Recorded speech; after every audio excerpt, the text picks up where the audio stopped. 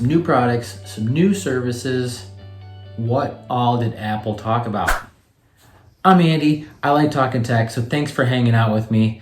And if you like talking tech and there's something else you want to hear about, please drop me a comment down below and I'll do my best to try to make it happen.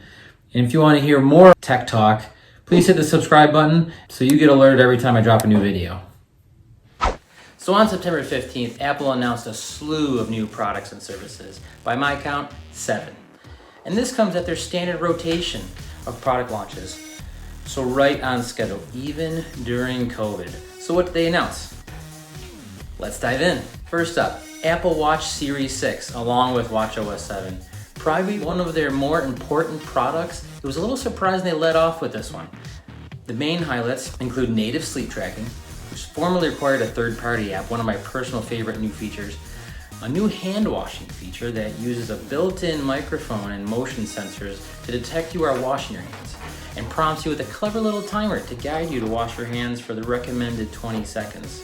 But in real news, something that will set them further apart in the health space is the new ability to measure your blood oxygen level, or VO2 max.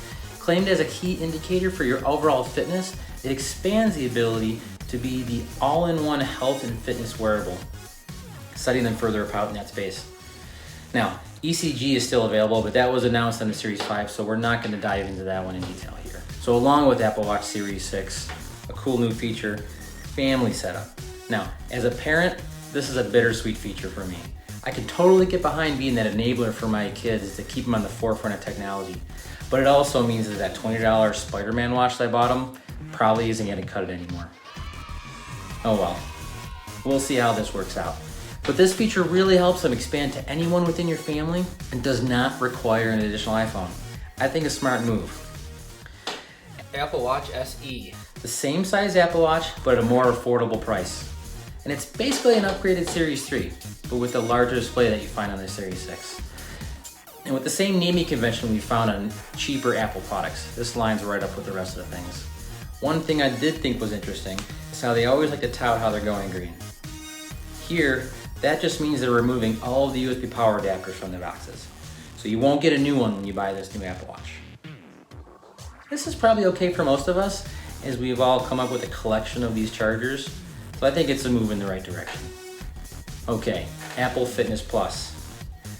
This is an addition to Apple's ever-expanding services offerings. This is not too surprising, and I'll be interested to see how willing people are to pay for this type of service. In a nutshell, it's an on-demand fitness service. See the likes of Peloton, that capitalizes on the fitness wearable you're likely already wearing. With the ability to provide on-demand fitness regimens along with your own live health metrics to give you a deeper look into your workout intensity. I think this is actually pretty cool. But at $10 a month, I'd expect it to deliver more than what I get with my Disney Plus membership. Binge on demand, that's going to be hard to beat.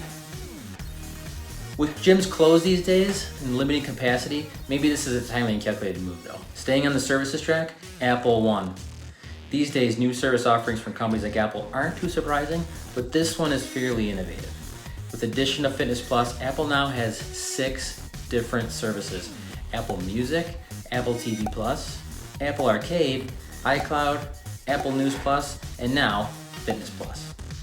But if you wanted to subscribe to all those, that would cost you at least $31 a month for the lowest tier. And Apple One comes in at only $15 for an individual subscription, saving you over 50%. And it's a good bet on Apple's part to further embed people into their ecosystem. Okay, iPad Air. Now, earlier this year, Apple announced improvements to the iPad Pro, and they're following suit to their iPad Air line.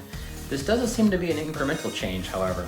The new processor, slightly larger screen, compatibility with their new Magic Keyboard and Apple Pencil Gen 2, and the continued exodus of the Lightning connector comes with this iPad, as it comes with a USB-C connection. So we can all keep our Lightning cable collections tucked away. But come on, USB-C means you can connect external displays, so this is an awesome step forward. This truly seems like an upgraded product, but in true Apple style, they really played up the capabilities of the new Apple A14 chip and iPad OS 14, referencing things like 10 times faster machine learning, the ability to edit 4K video on the fly, and even showing a short video on the ability for it to analyze your tennis swing. I'm guessing that was their attempt to relate to people like me in the audience as to what the heck you can use machine learning for. So now, it can tell me how much I really suck at tennis. But hey, if you really like numbers, Apple really likes to spit them out there, and the A14 chip has 11.8 billion transistors, so that's something. The one thing they left out though with this iPad is Face ID. But they did tie in Touch ID into a new sensor on the body, not on the screen. But I don't know about you. I'm looking to add more devices I can unlock with my face, not my finger. And the seventh and final announcement, the new iPad 8th generation, which comes with a super fast GPU, according to Apple. So it's amazing. But this looks to be a legit incremental improvement. Although, if you really hold a grudge like me and want to utilize all those lightning cables you've collected over the years, you're safe here. There's no USB-C. So that's the recap on this Apple event. Pretty cool stuff. If you like what you heard, please let me know, hit the thumbs up. Drop me a comment down below. If there's something else you'd like to hear more about, please let me know. And if you'd like to see more tech videos, please hit the subscribe button. Really appreciate that. Thanks, guys.